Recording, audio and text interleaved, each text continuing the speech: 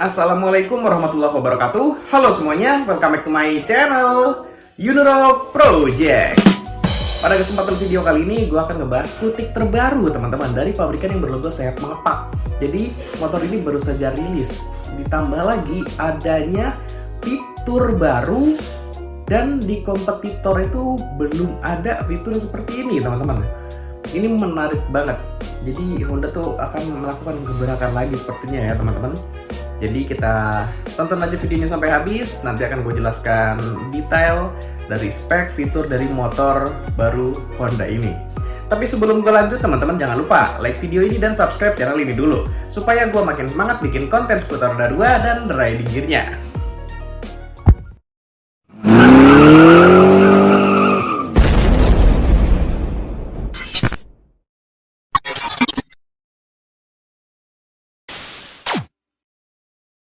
Oke teman-teman, jadi sebenarnya motor ini atau skutik dari Honda ini bukan ADV 160, tapi desainnya itu kombinasi antara PCX 160 dan ADV 160.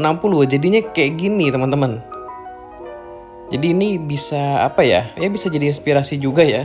Untuk ADV 160-nya bisa jadi seperti ini, tapi kalau menurut gue agak kurang sih ya. Ini lebih kayak PCX Thailand, tapi nggak sampai atas lampunya, cuman setengahnya aja gitu ya. Nah jadi motor tersebut adalah Honda NS 150 GX 2025 yang yaitu tadi desainnya tuh antara kombinasi dengan PCX 160 dan ADV 160 ya, jadi jogres gitu teman-teman.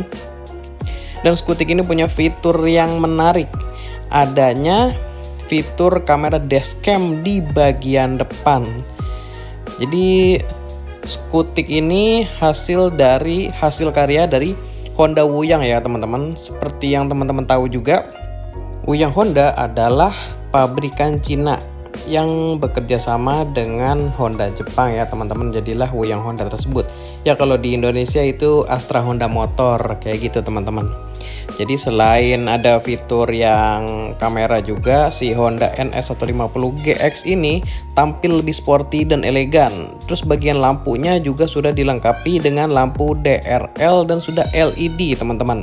Nah ternyata si Honda NS 150 GX ini juga punya fitur yang ada di PCX 160 terbaru, yaitu fitur Honda Road Sync. Dimana Honda Road Sync ini berfungsi untuk mengkonekkan handphone ke motor melalui aplikasi. Jadi bisa ngecek apa kayak servis berkala, ganti oli berkala gitu-gitu teman-teman. Pokoknya mengenai motor tersebut bisa kita cek maintainnya tuh dari handphone. Terus selain fitur Honda Road Sync, si Honda NS 150 GX juga punya speedometer yang sudah full TFT. Jadi bentuknya juga kayak PCX ya teman-teman untuk speedometernya. Terus penguncian sudah smart key dan ada fitur dual channel ABS. Nah, untuk bagian si dashcamnya ini ada di depan ya teman-teman, di bagian bawah windshield. Jadi itu untuk versi tertinggi aja, tapi jadi ada pilihan buat yang nggak ada kamera dashcamnya gitu ya. Jadi bisa buat ngonten juga, soalnya kameranya ada di depan gitu kan. Terus ya bisa record gitulah teman-teman. Pasti ini membantu banget sih buat para konten kreator. Selain itu untuk mesinnya ya teman-teman, kalau mesinnya sendiri si Honda NS 150 GX ini kayak PCX 150 teman-teman. Sama persis ya, Vario PCX 150, PCX 160 sorry. PCX 160 ataupun Vario 160. Jadi sejauh ini untuk Honda NS 150 GX ini baru dibuat untuk pasar Cina aja. Belum ada informasi untuk dijual di negara lain gitu ya teman-teman. Soalnya biasanya kalau di Cina sana ya udah nggak keluar kemana-mana. Mereka tuh kayak punya pasar sendiri gitu loh di sana. Kalau kita kan Indonesia bisa sampai ke luar juga, ke Eropa. Jadi bikinnya di Indonesia kayak gitu kan teman-teman. Cuman kalau di Cina sana kayaknya susah untuk keluar. Pasti hanya digunakan di Cina aja biasanya. Tapi nggak tahu juga nih kalau soal fiturnya. Nah, fiturnya itu bisa nyampai ke Indonesia, tapi dengan mungkin ada nama lainnya gitu ya. Fiturnya cara kerjanya sama tapi namanya beda, biasanya sih kayak gitu. Tapi si Honda Rodsing-nya aja nih sama teman-teman. Di Indonesia namanya Honda Rodsing, di Cina sana juga Honda Rodsing.